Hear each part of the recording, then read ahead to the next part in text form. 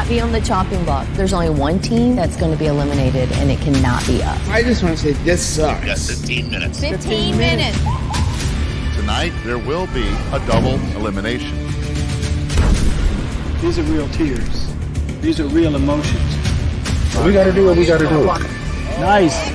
You conquered a fear that you normally wouldn't do. That's right. A win, no matter what. That's a life win. That's bigger than this.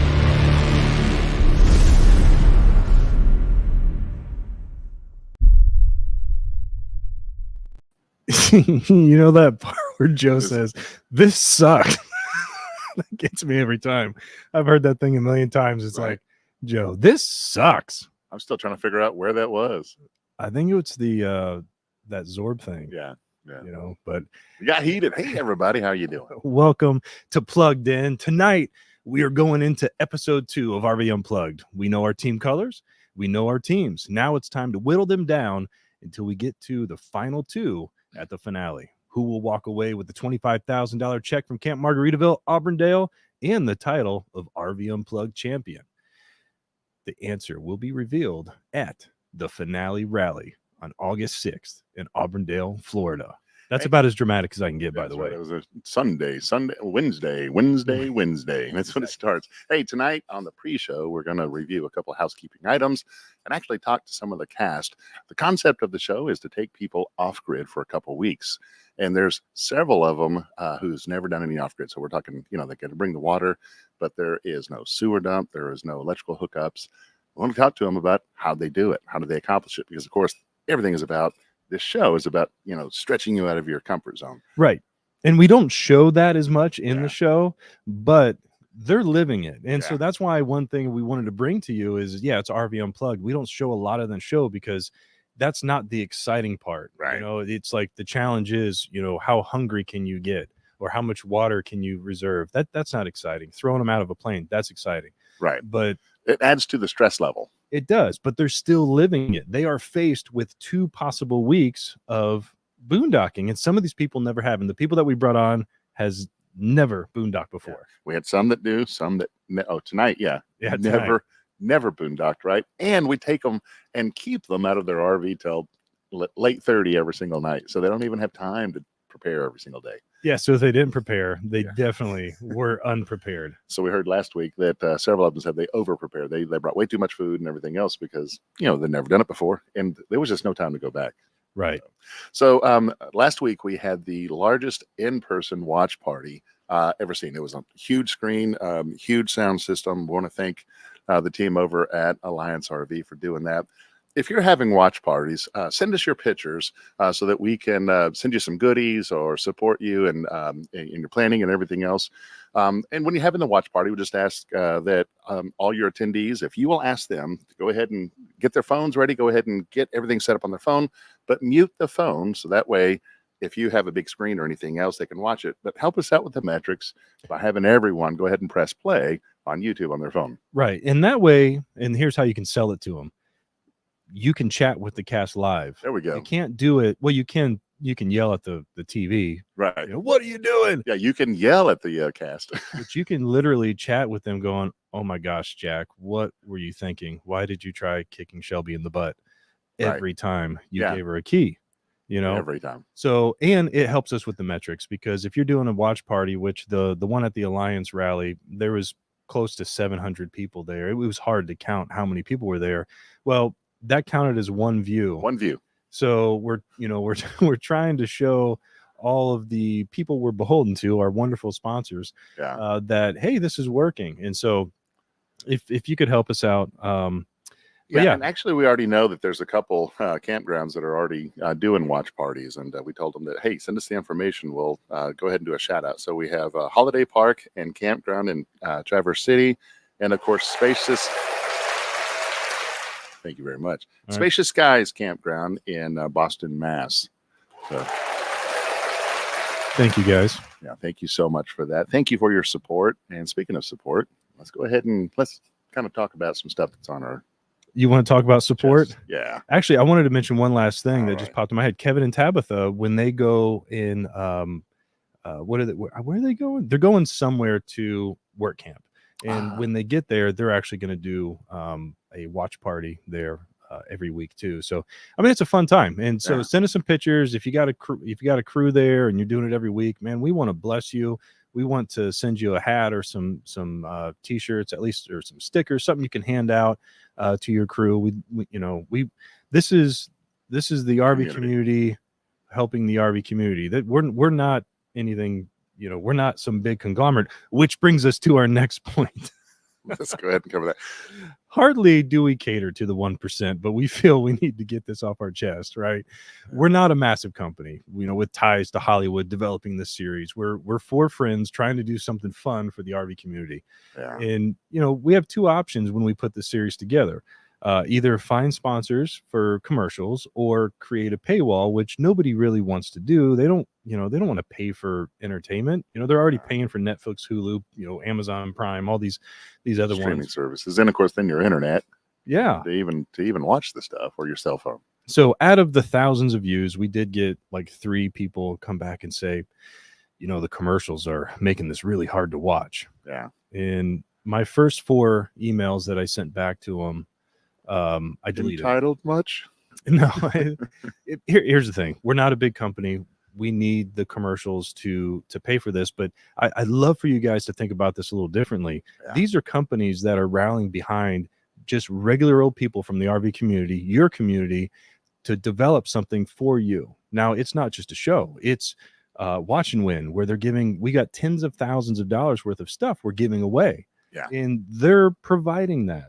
We have a rally where everybody can come together and celebrate what these cast members are doing, and then be possibly on season 3 if we can keep this going. So what we're asking is we'd like you to join the Unplugged team. When you see comments about commercials, help us let them know that there would be no RV Unplugged without the sponsors making this happen. It would just be unplugged. It'd just be nothing. Yeah. So, I mean, and not to reveal everything, but literally hundreds of thousands of dollars just to pull this off. And we don't have the production level that, would even look like hundreds of thousands of dollars. But here's the thing. I mean, in our other lives that, we help develop businesses. That's kind of what we do. Yep. When we have our, hat on, that we're actually, paying for the food on our table and everything else. Let's just lay it on the table. We have day jobs. Yeah. We don't get paid by this. We do this because we love hanging out with y'all. We love walking through rallies and stuff and people saying, "Hey, Todd and Tony, Tech Tip Todd, 2-Minute Todd." That's my favorite. We enjoy that. We love hanging out with y'all. Yeah. So this is not our day job. We work at the National RV Training Academy, which is a sponsor. Yeah. They're an amazing school. It's the largest school in the country where you can learn how to become a certified technician or an inspector, or just learn the processes on your own. So if you like 2-Minute Tech Tip Tuesday, how about 40-hour Tech Tip Tuesday? Because that's what week 1 is at the National RV Training Academy. 3 minutes is better than 2 minutes. That's what I'm told. So here's the thing. Here's the thing. Like I said, we're even RVing. You got to think about it. If you've been RVing and you're proselytizing to other people, what you're telling them is, hey, take the leap. You're not going to know everything. Take the leap. And it's the same thing when starting a business. When we looked at this, we've never done it before, and we said, yes, we can do it. And it's a huge risk. We're putting our lives at risk to do this. Not our lives like as in, anything else, but I'd say financial lives at risk to do this. And we're not, we're not in any way upset at anyone or anything else. It's just, there's so much involved in this, and the community is just well behind us on this. So we just need to, kind of, I guess, when we see those, just let them go by, and not worry about it. I mean, I don't look at anything else, and that comes, and actually have fun with it. So that's the hard part, because the little inner man in me goes, "Oh, let me answer for you." Right. We love seeing the contestants in the commercials. Belinda, this is actually a new thing, and trust me, we're going to get to some of the comments later on. We're just it's just really hard to go through all of them. They're going by so fast, but the contestants in the commercials, that's actually a requirement by YouTube. I don't know if you know this. We can't just use third-party commercials. We had to sit all of our contestants down, do reads, and put those on, because it has to be part of the show. You can't use third party. So we love seeing them in there too, because that means we don't get a YouTube strike. All right, so enough of that. We want to just, again, it's off our chest. Thank you all for being the amazing people you are. This is not a big company trying to create something so we can figure out how to suck money out of. Here's one half of the company right here. This is it's for friends, and we're trying to do something. So help us build this. Go out there, tell your friends, and come to the finale rally. Hang out with us. We just want to create something really, really fun for everyone. And look at the sponsors, right? And support them, right? They see this, and here's the thing. I mean, even to do this, it's a big leap for them because they're going to say, "What's your metrics?" Blah blah blah, and we're like, "This is an idea." Yep. And so they are forward thinking on this, thinking that yes, there's something here. We know that you guys can build a community. You did it at the school. Let's do it here. So, well, since we're being so crystal clear here, when we the first season, we went to Elkhart, Indiana after we shot it, and it was done just about. And we were going around, and Coley Brady from Alliance he's been like our number one biggest supporter, biggest fan. He wanted to be last on the list of people we visit. And Coley, I hope you're watching this. Just want to give you he wanted to be first, right? He wanted to be the last person we see, so we could save it, just in case we were met with a lot of opposition. And then when we got to Coley, we sat with him and was like, dude, everyone said yes. So the sponsors, they all believe in what we're trying to build here. And again, it's not us, it's all of us. It's what can we all do together? Otherwise, it's just a couple of people in a very hot shed right now. I wish we could break the fourth wall and just turn this camera around and show them what this place really looks like. It is hot. All right, so let's bring on our first couple of guests because we want to talk boondocking with y'all. And I'm going to bring the questions up too. Whoa. Okay. And there. So the last question we saw was Miller in Motion, or that last comment. So we're going to start from there. Hit that like button. Thank you, Evelyn. So we're going to bring on Darryl and Clay. Tolleson Live. And we're on Jack and Shelby from the new channel, The Bimble Effect. Welcome, guys. Hello. Hey, guys. Hi. Jack and Shelby. Hello. Darryl and Clay. Good to see you again. Good to see y'all. Good to see you guys. All right, so I do have the comments over to the right, and if I see a question, I'm going to try to put that up there. Right now, we're talking about boondocking, and please, I wouldn't ask a lot of questions on how to do it because we picked the two people that had the least amount of experience because we wanted to find out what were you thinking, Darryl and Clay. We'll start with you first. What were you thinking what was in your mind? When I've got this competition? I watched season 1. I think I got that. But what am I going to do at night when I go home and there's just a RV parked in a field? Yeah. I can tell you, I was thinking more of, oh my gosh, I need water. And we're not going to be able to have, to excess water. Excess water. Just so what we I'm brought just with like, us. yeah, exactly. So that was my first thought. And how are we going to do this as far as the whole shower thing? So we had to come up with a plan. Yeah. And I would tell you this, guys, that we talked to a lot of folks from season 1. Now we had a little bit of an advantage because y'all allowed us to bring water, but how do you conserve it? The water you do have. And season 1 contestants were very helpful for us.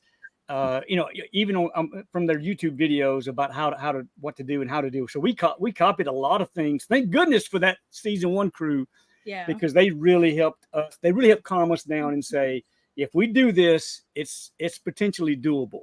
Yep. But I will tell you this: I knew where Jack and Shelby kept their extra water in case we ran out. That's right. I'd be a night crawler and get me some if I needed, and to get some more water if I needed to. We already had the bandits. I was offering some of our gas to them so they can keep a generator going at one point. That was kind of weird, but we had excess. Well, we went to like Costco and Sam's and bought a pallet of water and stored it in the truck just in case, Yeah. So and one of but we didn't have access to the truck. It was so far away. There were plenty of the plan, plenty of options in our plan that failed. Plenty. Yeah, sure. But one of the options too that we talked about, we said, look, we're going to make friends with everybody. So if we have to barter and we have to trade stuff, that's what we're going to have to do. You got like gold coins. All right, we have a question here. What do you think would be the biggest challenge being unplugged? That's from Two Crazy Camp. Oh, that's from Joe and Rachel. That's from Joe and Rachel. Oh, Rachel. Sneaking in under their other channel. First thing I want to jump in and say about the chat. If you glance over at the chat, you're going to see some remnants of an ongoing joke. About Shelby. So it's Jack and Shelby. However, Shelby got more nicknames from the team and the crew than I've ever seen in my life. We had Shell A instead of Shell B. We had Chelsea. That was a big one. Chelsea. Shania. That was a good one. I love the Shania. I think that came Kev. I think Kev even dropped that in there. So there was a few more. I guess Jack was easy, but Shelby, that's hard. That one's kind of tough. So, well, for the viewers, you say Jack was easy, but that's not even your name. Jack. That's right, John Jack. Yeah. Like JFK. Your whole thing is screwed up. You two and the name. So we're just gonna let that go. Remember in our production meeting, we said this is not the time to create a character. Right. My name's John. Call me Jack. Yeah. I thought you said now is the time to create a character. And you sure did. I'll give you that. Yeah, the one Juju B, she says, I mean, you're on the same team. Why not pool supplies? Did you guys ever do that? Did your teams ever pool the supplies together? Now, I know Jack and Shelby, by watching your behind the scenes series, which is absolutely hilarious. You guys are just the funniest people. The last episode, you showed your little outhouse thing. Did you guys like share that? Did you guys pool resources? Did she share the outhouse? Did you use it at the same time? Tony, as always, your questions are deep rooted, and that's excellent.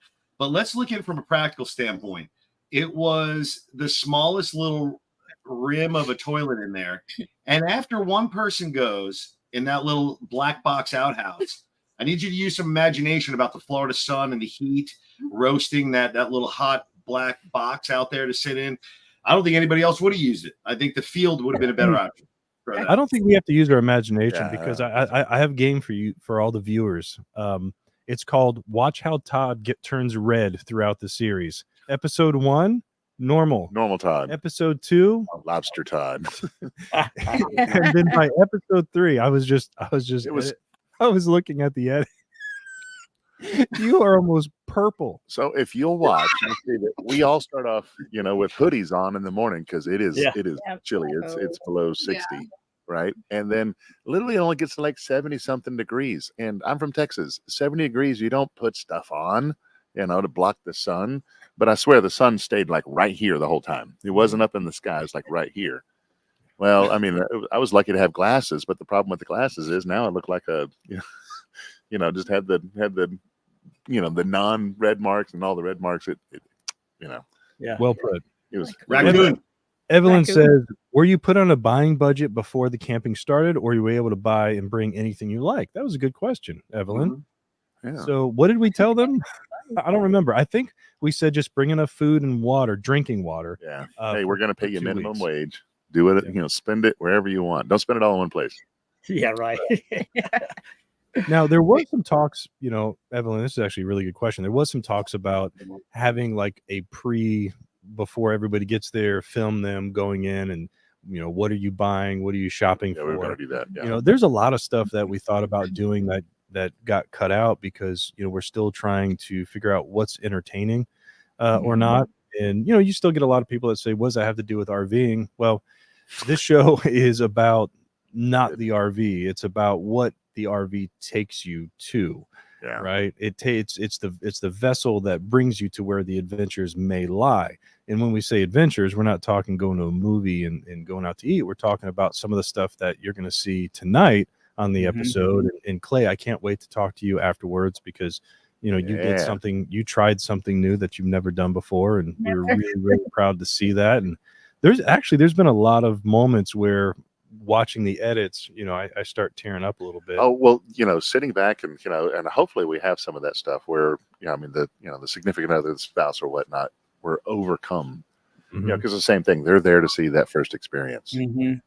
And, when we write this and we envision this, we really don't even have that in mind. And so we get, struck by it as well. And we get caught up in the moment, like, whoa, we're here experiencing the same thing, watching them do that. Happened in, season 1, happened in season 2. Yeah. Florida in August is not for sissies. All right. I'll give you a confession.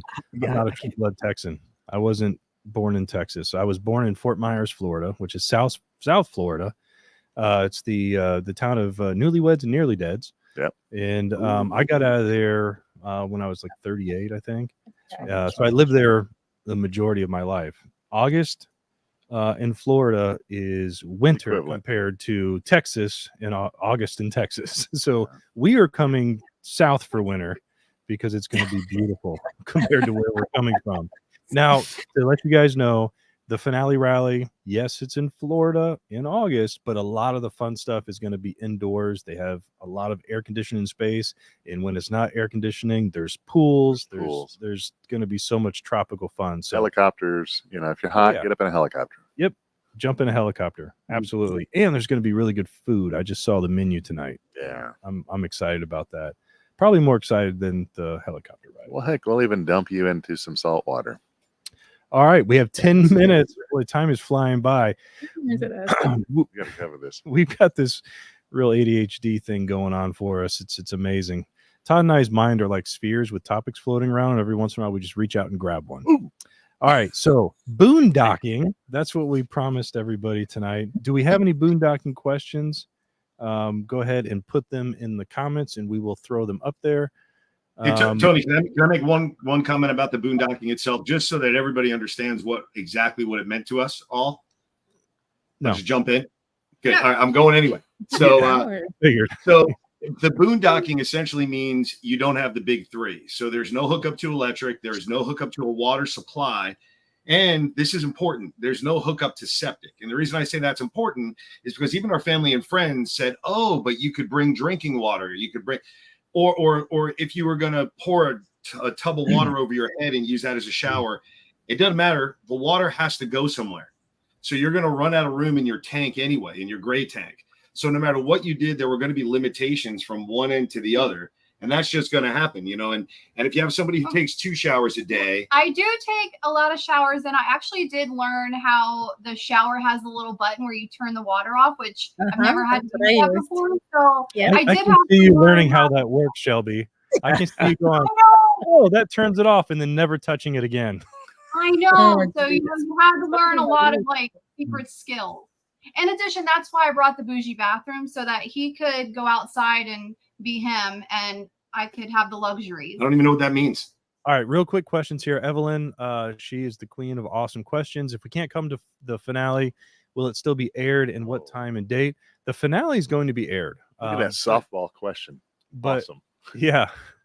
Thank you. We teed that one right up. The finale is going to be aired, so everybody's gonna learn who wins, right? Yeah. It's basically what you're missing out on is we're all going to be watching it on a big screen in a nice air-conditioned facility that can hold almost 1,000 people at the same time. On YouTube.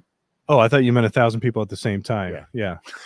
That would just be funneling people in. Right. You get 10 minutes. You get 10 minutes. No, like a clown car. And then once we find out who wins, I think they said no to the fireworks things that we did last year, but we're going to do something neat. But then we have a big check, and we're going to hand that off to the winner, and then it's going to be next to our sponsors. Next to our sponsors. Yep.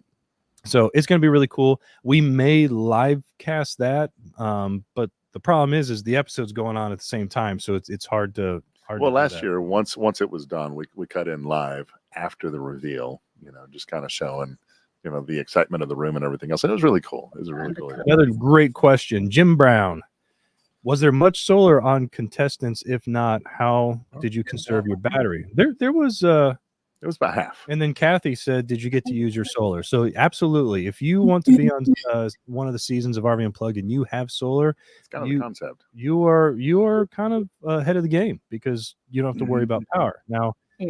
That's So we know Wayward Wags had a big beard battery system designed by this guy, so we knew it worked really well. And they actually said they had too much. They were like, "Oh, this is so great." Yeah, they came to one morning meeting with a battery. Like, can we give this back? It's just too much. Yeah, no, they didn't do that. No, if you guys have solar and it's like tattoos. Once you get one, you can't stop. But we also allow for the generators. We work things out because again, we're not at that point yet where we're really being selective on who's coming on, that they have to be fully off grid, right? It's really not the concept. It is about the adventure and a little bit of the struggle. And so we allowed them to run their generators.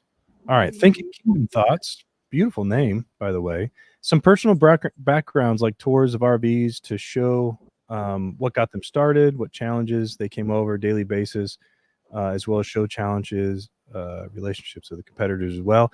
That's a great idea. Now, I know Blue Compass, they're just an amazing sponsor because they have a really good marketing agency that's working with all of our contestants, and they're working with them now to do some behind the scenes footage. Everybody got their email, right? Yep. Mm-hmm. Yeah. Way to be on track. Sorry, everyone. Anyways, so that actually is probably going to happen, but it's probably going to be produced by Blue Compass. They're going to put that out, which is a partner, which is great. Of course, we have all the content that we're going to be creating between seasons. All right, 5 minutes and episode 2 starts, right? And so when this is over, go back to the YouTube page, click on episode 2, because this isn't going to automatically transfer you. We thought it was last Wednesday, but it did not. All right, so let's try to get as many things here as possible. Wonder who had the smallest tanks to work with. That would be who had the smallest. That would be Mary. Mary, I think. Yeah, Mary. They had the little casitas. Oh, did they even have bathrooms? Well, if they did, it was you know what? They were actually the most skilled and experienced. That's right. Off-gridders. So, and you'll kind of see that evolution. A lot of off-gridders, you know, the longer they do it, the smaller the RV is, the smaller the concept, the smaller they take. So John Weiss says, so the biggest problem is you could have too much wastewater or not enough clean water. What do you guys think? That's true. Yeah. Oh, yeah. Yeah. There you go. go. Mean, we had to manage it all. We had to manage power, our water source, as John Jack mentioned a while ago about the holding tanks, and then food. So I mean, it was when somebody asked earlier what was the biggest challenge. I think it could have been several. Yeah, for us. So for us, the concept was that you get one shirt and you have to wear it for 2 weeks, and to see the evolution of the shirt. That was kind of the vision with no water. Yeah. Of course, we take care of the drinking water during the day. You only have so much water in there. I was like, let's just see what happens to their clothes over 2 weeks. Pam Wadilove. Did all contestants install solar prior to the start of the competition? I think the Wayward Wags had theirs installed before the competition. I don't know if anybody else did. A couple of them had a little bit. Well, I know the Crazy Ketos had a solar install that Joe did. After the fact. Was that after? I thought he had something. Okay. He might have had something, but he didn't have the full system he does. Well, they definitely are saying Big Beard batteries are awesome now. We did not have any solar. Well, all we had was a little portable solar for a small portable battery. Yeah. Nothing like Big Beard battery system or anything like that. And Kevin and Tabitha didn't have solar either. Right. I mean, we actually had solar, on top of the rig, but we had those. We just had the acid batteries, so we were concerned that would the solar help us out during the day when we're out, competing? Come back with, and it did. Everything worked out well, but it was a challenge. No doubt. And here's thank the thing, thank goodness y'all let us run the generators at night. You weren't even in your RVs during the day. That's the whole concept, right? So, SD Bradley 510 RV Unplugged. Do you need anything installed prior to you designing the solar system? If you need a solar system design, go to bigbeardbattery.com. They have a bunch of designers there. That's the best way to go. We only have the original battery and solar panel that came with the RV. I definitely want to upgrade at some point. I was going to talk to Todd when in Texas soon. Great idea. Does anybody have? I mean, we are 2 minutes. I'm so excited. Are you guys excited? Do you guys even remember what you did? I mean, you can't. Oh yeah. I don't. Hold up, back it up. Your hair almost turned green.